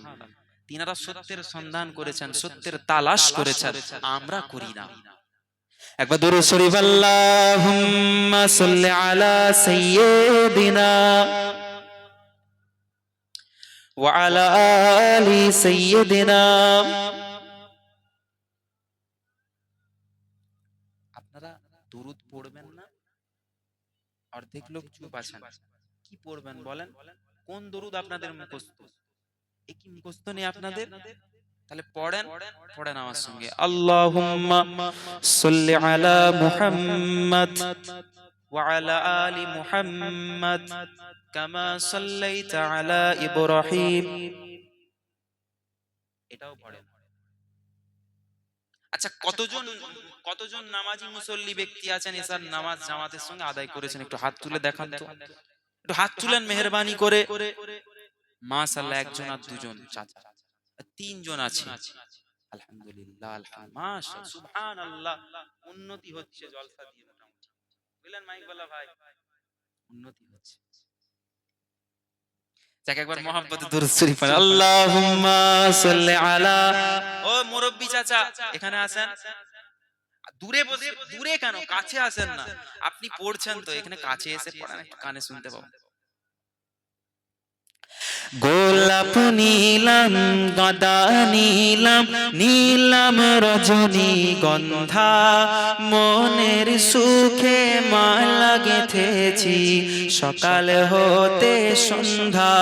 গোলাপ নীলাম, গাঁদা নীলাম, নীলাম রজনী গন্ধা, মনের সুখে মালা গেঁথেছি সকাল হতে সন্ধ্যা। একবার দেখা দাও যদি ও গো কামলিওয়ালা, একবার দেখা দাও যদি স্বপ্নে রাত্রি বেলা, হাসি মুখে পরাবো তোমায় হাজার ফুলের মালা। বলো ইয়া রাসূলুল্লাহ, জোরে জোরে, ইয়া হাবিবাল্লাহ। পান খাচ্ছে সব, পান। বাবা মজলিসে বসে পানের তুড়ি ফুড়ি আমি দেখে অবাক, পান গুটকা খাচ্ছে। মাশাআল্লাহ, রাসূলের নাম নিতে কষ্ট, পান খেতে কষ্ট হয় না মুসল্লিদের, দরুদ পড়তে কষ্ট, পান চিবাতে কষ্ট না। ওয়াল্লাহি আল্লাহর কসম, এর জন্য আল্লাহ আপনার থেকে হিসেব নিবে। আমার পরে একজন যোগ্য আলেম আছে, তার কাছ থেকে মাসআলাটা জিজ্ঞাসা করে নেবেন, বা ইমাম সাহেবের কাছ থেকে, যে দরুদ পড়ছেন, আপনি চুপ আছেন, আপনি পান চিবাচ্ছেন, এটা কি ঠিক হচ্ছে না ভুল হচ্ছে? আপনি পান খান, আমি বলছি না না জায়েজ হারাম, আপনি খান, চলবে খাওয়া, খান, জায়েজ জিনিস, হারাম কেন বলবো আমি? কিন্তু আপনি পড়েন, আপনাকে পড়তে হবে। Taking the rose, taking purple, taking the marigold, I will give you those flowers, oh my lovely Rasul. গোলাপ নীলাম, গাঁদা নীলাম, নীলাম রজনী গন্ধা, মনের সুখে মালা গেঁথেছি সকাল হতে সন্ধ্যা। একবার দেখা দাও যদি ও গো কামলিওয়ালা, একবার দেখা দাও যদি ও গো কামলিওয়ালা, হাসি মুখে পরাবো তোমায় হাজার ফুলের মালা। জোরে জোরে, ইয়া রাসূলুল্লাহ, ইয়া হাবিবাল্লাহ ইয়া রাসূলুল্লাহ ইয়া হাবিবাল্লাহ সাদা ফুলকে প্রশ্ন করি তুমি রংটি কোথায় পেলে সাদা ফুলকে প্রশ্ন করি তুমি রংটি কোথায় পেলে আরে নূর নবীজির তন্ত মুবারক সাদা ছিল বলে বলুন না সুবহানাল্লাহ জোরে হবে না সুবহানাল্লাহ সাদা ফুলকে প্রশ্ন করি তুমি রংটি কোথায় পেলে সাদা ফুলকে প্রশ্ন করি তুমি রংটি কোথায় পেলে নূর নবীজির তন্ত মুবারক সাদা ছিল বলে তাই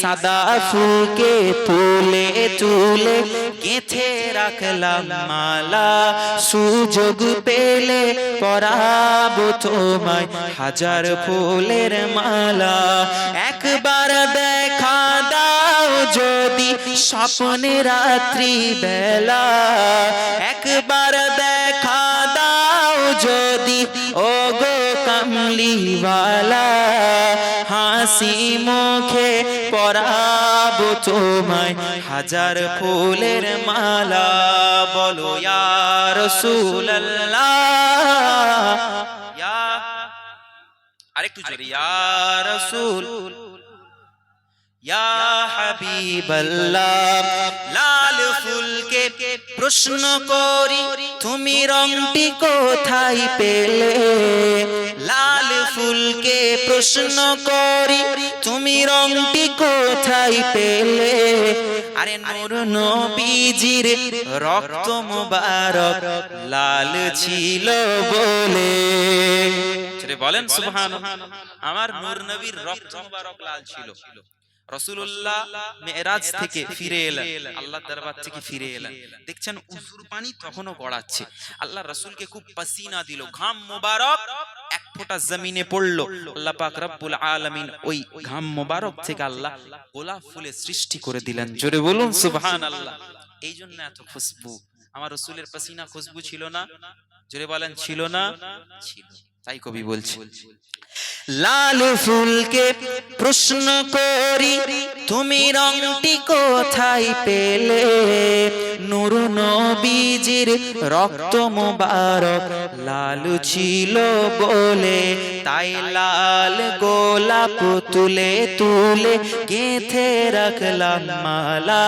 সুযোগ পেলে পরাবো তোমায় হাজার ফুলের মালা একবার দেখা দাও যদি ও গো কামলিওয়ালা একবার দেখা দাও যদি স্বপ্নে রাত্রি বেলা হাসি মুখে পরাবো তোমায় হাজার ফুলের মালা বলো ইয়া রাসূলুল্লাহ ইয়া হাবিবাল্লাহ আরেকটু জোরে ইয়া রাসূল মাশাআল্লাহ জোরে ইয়া হাবিবাল্লাহ কালো ফুলকে প্রশ্ন করি তুমি রংটি কোথায় পেলে কালো ফুলকে প্রশ্ন করি তুমি রংটি কোথায় পেলে আরে নূর নবীজির কেশ মুবারক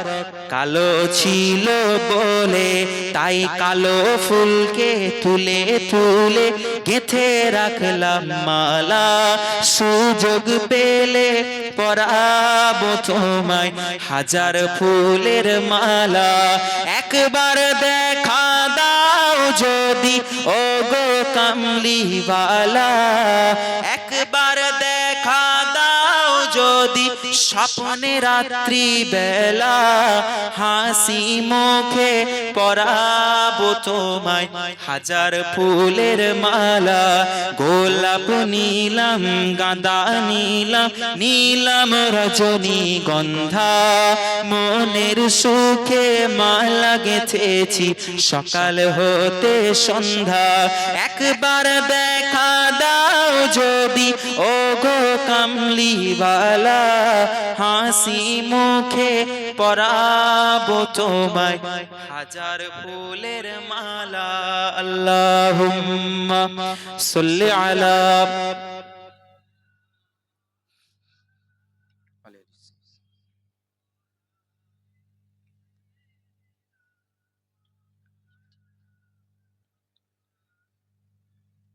ভাইরা আমার বাবাজিরা এই জন্য সত্যর সন্ধান খুঁজতে হবে আমার ভাইরা সত্যর সন্ধান যারা খুঁজেছে সত্যর সন্ধান খুঁজে যারা নিজের জীবনকে গঠন করেছে উদাহরণ দিলাম আপনাদের কাছে আল্লাহ পাক রব্বুল আলামিন বলে তোমরা যদি ঈমানটাকে টিকিয়ে রাখতে চাও তোমরা আমার নবীকে ভালোবাসো আমি আল্লাহ আমার হুকুম পালন করো ইয়তীমের হক আদায় করো মা বাপের খিদমত করো তুমি মা বাপের খিদমত করবে আমার রাসূল তো জানিয়েছে মায়ের মুখের দিকে মুহাব্বতের নজরে যখন বান্দা যখন ছেলে তাকাবে আল্লাহ পাক রব্বুল আলামিন কবুল হয়েছে এমন হজের সওয়াব ওই ছেলের আমলনামাতে আল্লাহ দান করে দিবে জোরে বলুন না সুবহানাল্লাহ আপনি ইয়তীমের হক আদায় করবেন আল্লাহ পাক তো কুরআনুল মাজিদে ইরশাদ করে দিয়েছেন ফাদালিকাল্লাযী ইয়াদউল ইয়তীম যে ইয়তীমের হক আদায় করে না ইয়তীমের হক মেরে নেয় ইয়তীমের হক লুণ্ঠন করে আমি আল্লাহ পাক তাদের জন্য কঠোর ব্যবস্থা রাখলাম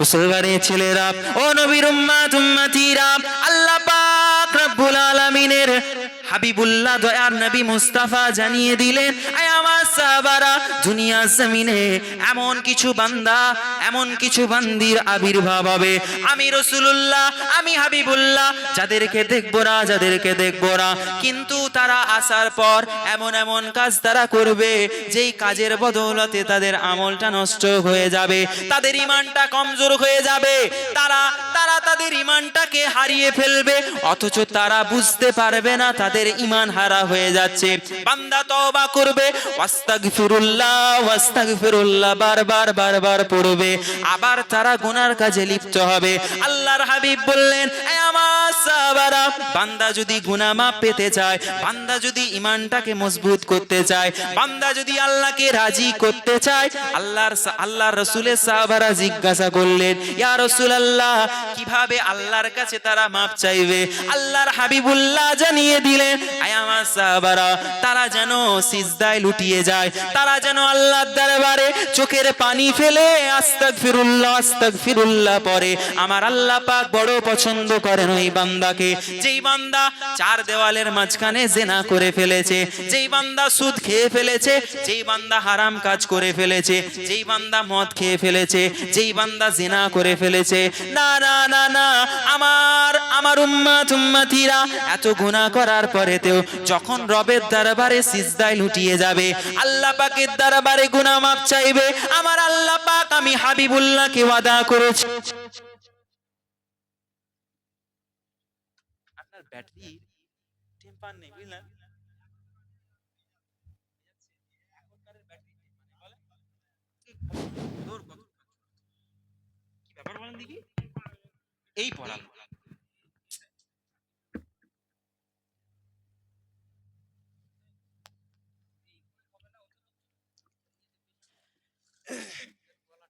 ওটা পড়ালেন এটা পড়ালেন ওটা পড়িয়ে রাখেন আবার এটার অর্ধেক হয়ে যাবে তখন উনি আসবেন উনার আবার বারবার বন্ধ হয়ে যাবে উনি আবার আখেরি বক্তা মানুষ বিরক্ত হবে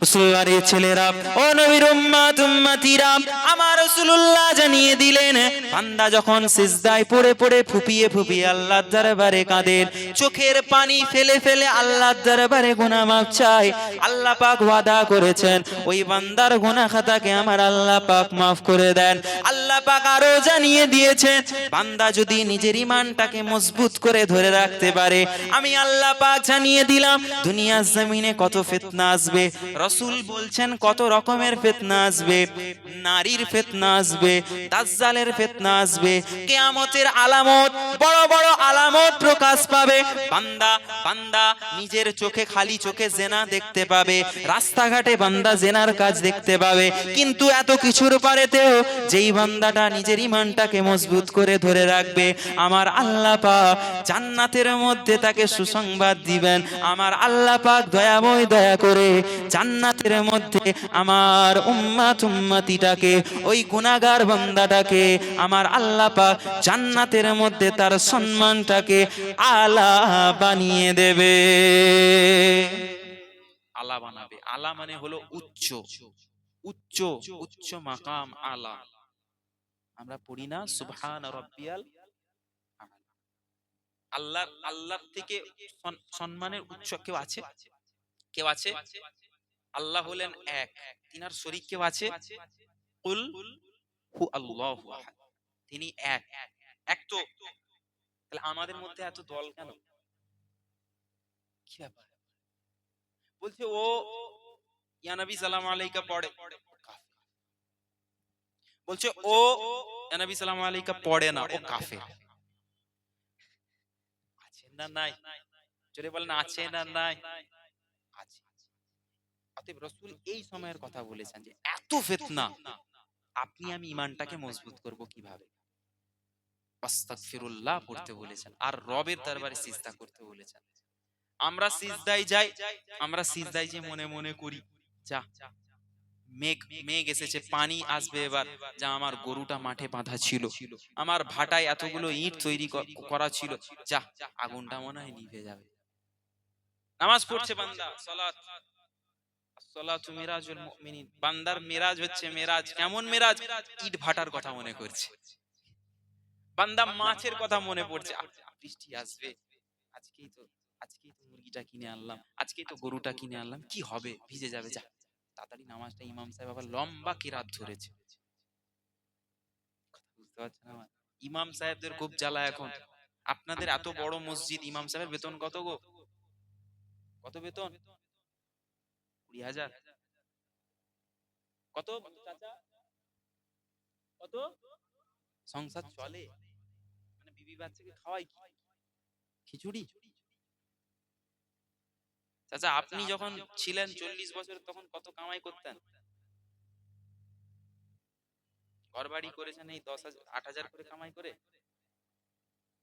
এখন যদি আপনার ছেলেটাকে বলা হয় তোকে 8,000 টাকা দিয়ে মাইনে দিয়ে রাখবো, থাকবে? থাকবে নি, বলবে আমি তো 40,000 এমনিই কামাই। তার মানে ইমামের সম্মান আমরা করছি না, ইমামকে জুতো মারছি। কি মারছি? জোরে বলেন, কি মারছি? মহল্লা, কত মহল্লার মসজিদ এটা? কটা বাড়ির মসজিদ? 300 বাড়ি। 300 বাড়ি যদি 100 টাকা করে দেয়, মাসে কত হবে বাবাজি? কত হচ্ছে? কথা বলেন না। 30,000 হবে। কত হবে? 30,000। যাক, আমি বাবু মূর্খ সূর্খ মানুষ, বলেন একটু। 30,000 হবে। তাহলে 30,000 চাঁদা তুলছেন আপনি মাসে।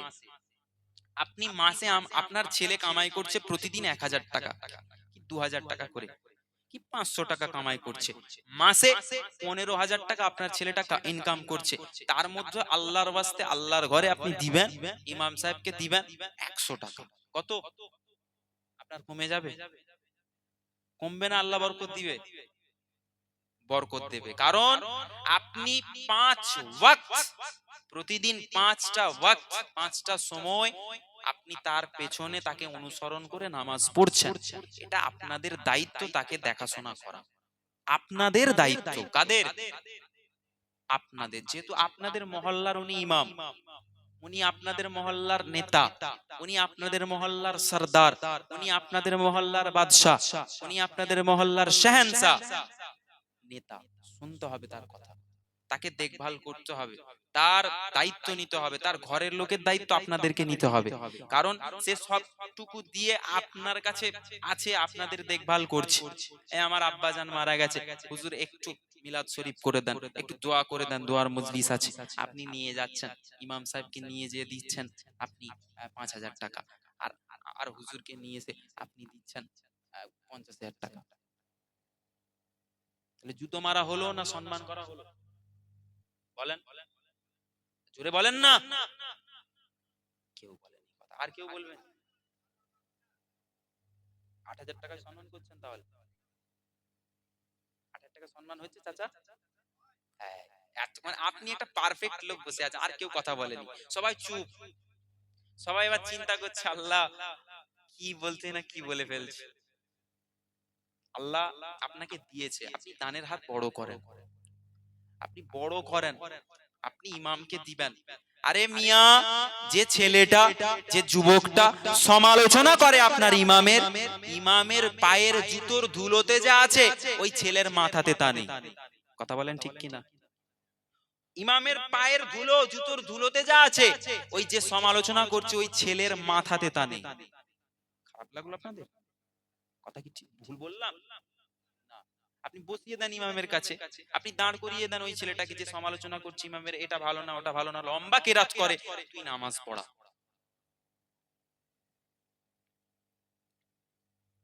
মুসলমানের ছেলেরা, ও নবীর উম্মত উম্মতিরা, দয়া নবী মুস্তাফা জানিয়ে দিল, এ আমার সাহাবারা, আমি রাসূলুল্লাহ, আমি হাবিবুল্লাহ, আমি আমার উম্মত উম্মতিরা তারা বারবার তাদের ঈমানটাকে হারিয়ে ফেলবে।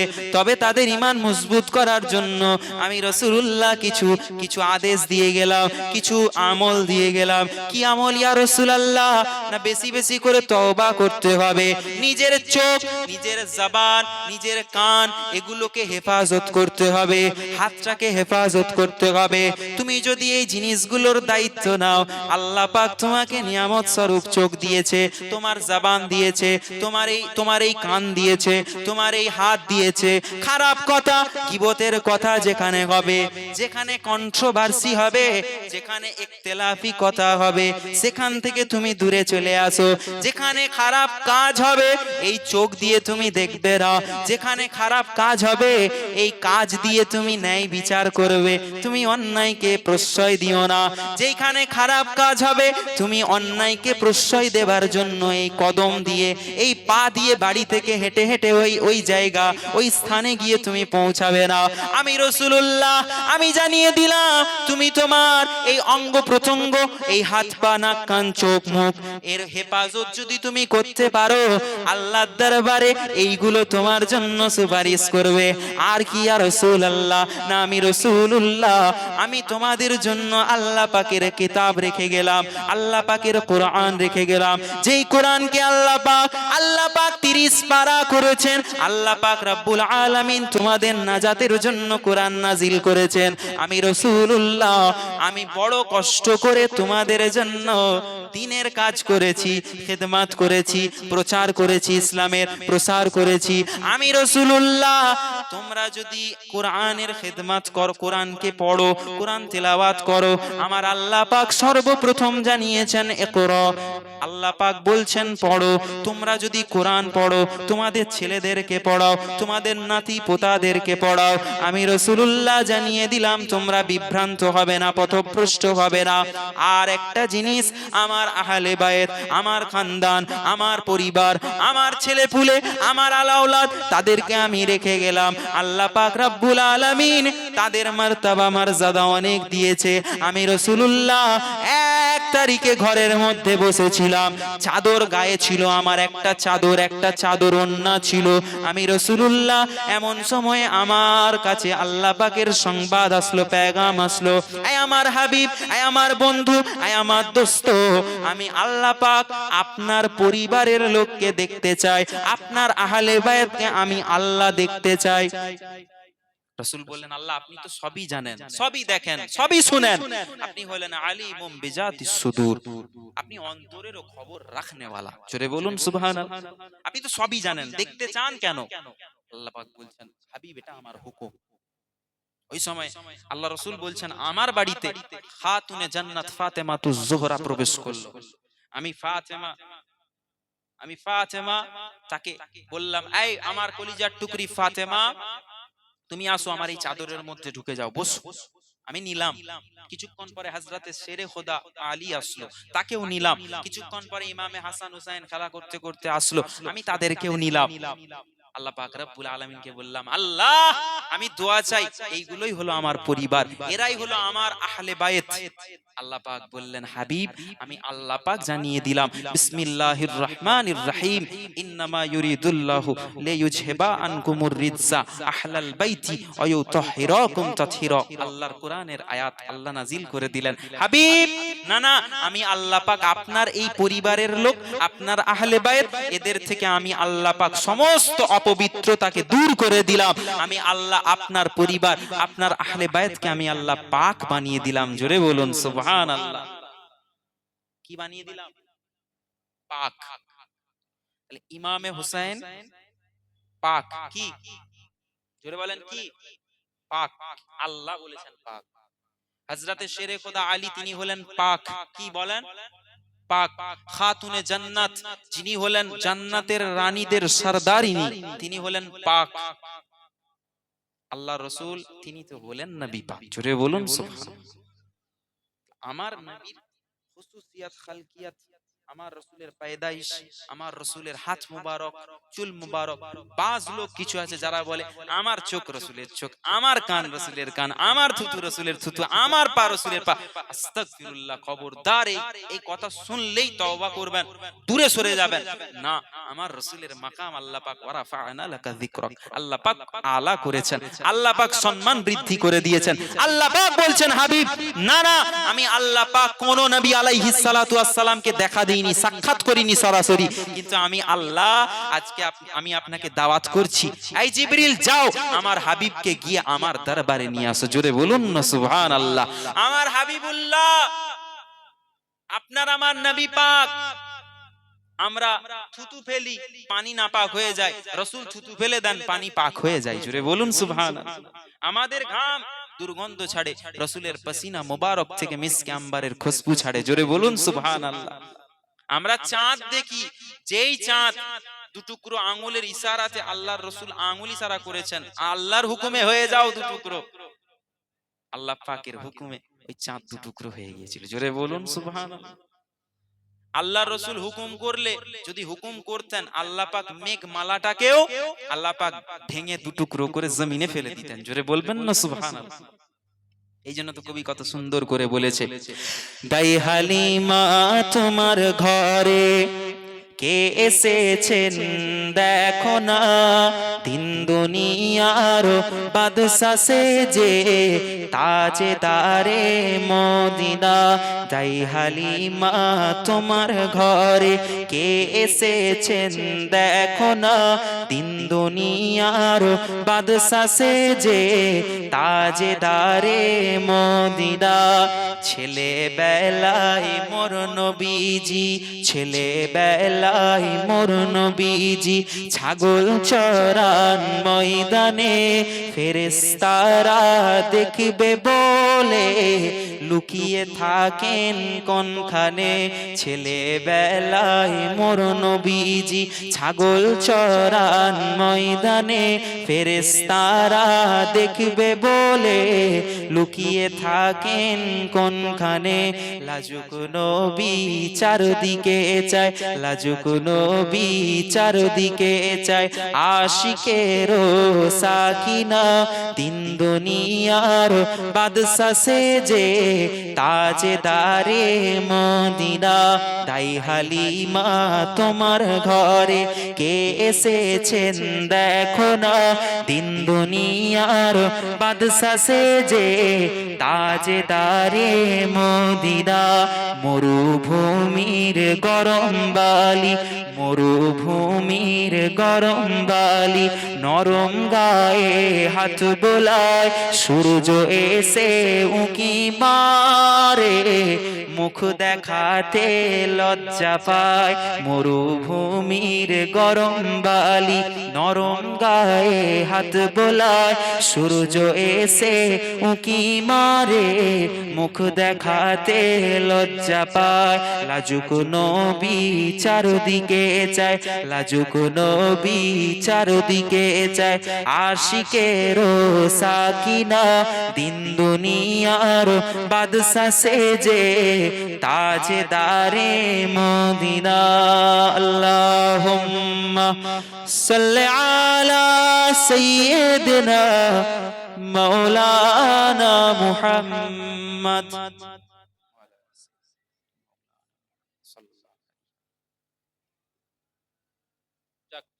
ভাইরা আমার, বাবাজিরা, আমি আপনাদের কাছে নতুন, আমাকে কেউ চিনেননি বা দেখেননি, আমার পরিচয়টা এবার দিই। আব্দুল মাবুদ ফারুকী রহমাতুল্লাহ আলাইহি নাম শুনেছেন? নাম শুনেননি? মেদিনীপুর আহমদুল্লাহ হুজুর নাম শুনেছেন? উনি হলেন আমার বড় আব্বা জান, মুজাহিদে ইসলাম ছিলেন, আল্লাহর মুজাহিদ বান্দা ছিলেন, ইসলামের খিদমত করে দুনিয়ার জমিন থেকে শহীদ হয়ে চলে গেছেন। আল্লাহ পাকের ওলিরা, নবী আলাইহিস সালাতু ওয়াস সালামরা যেমন কবরের মধ্যে জীবিত, আল্লাহ আল্লাহ বলেছেন যে তোমরা তাদেরকে মৃত বলো না, আমি আল্লাহ তাদেরকে জীবিত রেখেছি শরীরে, রুহের সাথে এবং জিসমের সাথে। আমি আল্লাহ তাদেরকে রিজিক প্রদান করেও থাকি, জোরে বলুন সুবহানাল্লাহ। ঠিক সেই রকম করে আল্লাহওয়ালা, আল্লাহর ওলিরা, তারাও হলেন জীবিত, তারা মুর্দা নয়, তারা জিন্দা। যাবেন আপনার পীরের মাজারে, আপনি যুবক ভাই চিন্তা করছেন আমি পীর ধরবো না, পীর ধরে কি হবে, আরে পীর সাহেবদের তো ব্যবসা। না না যুবক, তোমার আব্বাজানের পীর সাহেব, তোমার আব্বাজান এতদিন যার খিদমত করলো, যার সোহবতে থাকলো, যেই পীরের তাবেদারি করলো, সেই পীরের কাছে যাও, সেই পীরের মাজারে, সেই পীরের কবরের কাছে গিয়ে তুমি বসো, তুমি অন্তর সাফ করে তুমি তিনাকে সালাম দাও। এটা আমার বিশ্বাস, এটা বুজুর্গানে দিনদের কথা যে আল্লাহ ওয়ালারা, এটা হাদিস শরীফে আছে যে কবরবাসীদেরকে যখন সালাম দেওয়া হয় তিনারা সালামের জবাব দিয়ে থাকে। জোরে বলুন সুবহানাল্লাহ। আমার কানটা খুলতে হবে, পরিষ্কার করতে হবে। প্রথমেই বললাম সাফ করতে হবে, হুজুরি কলবকে পয়দা করতে হবে, কলব পরিষ্কার। আল্লাহর রাসূল বলছেন তোমার গোটা শরীরটা বান্দা তোমার পরিষ্কার। জোরে বলুন সুবহানাল্লাহ। তোমার কলব অপরিষ্কার, নোংরা, গন্ধ হয়ে গেছে, দুর্গন্ধ ছাড়ছে, তুমি কিচ্ছু দেখতে পাবে না। তোমার কলব পরিষ্কার, আল্লাহ পাক জানিয়েছেন ইত্তাকু ফিরাসাতাল মুমিনিন ফাইন্নাহু ইয়ানজুরু বিনুরিল্লাহ। আমি আল্লাহ পাক তোমার কলব পরিষ্কার, অন্তর পরিষ্কার, তুমি মুমিন হয়েছো, তুমি আল্লাহওয়ালা হয়েছো, আল্লাহ পাক নূরের ভেতর থেকে তুমি ঘরে বসে আছো, তুমি দূরে কি হচ্ছে আল্লাহ পাক তোমাকে ঘরে বসে বসে এটার খবর দিয়ে থাকে। জোরে বলুন সুবহানাল্লাহ। এটাই হলো আল্লাহ পাকের কুদরত। আল্লাহ চান তো সবই পারেন। যাক, আসেন সকলে একটু সালাম পড়ে ছোট্ট করে দোয়া করে আমি বিদায় নেব। আমার পরবর্তী বক্তা, ওনার টাইম হয়ে গেছে, ওনাকে নিয়ে চলে আসেন। আসেন একটু সালাম পড়ি। ইয়া নবী সালাম আলাইকা।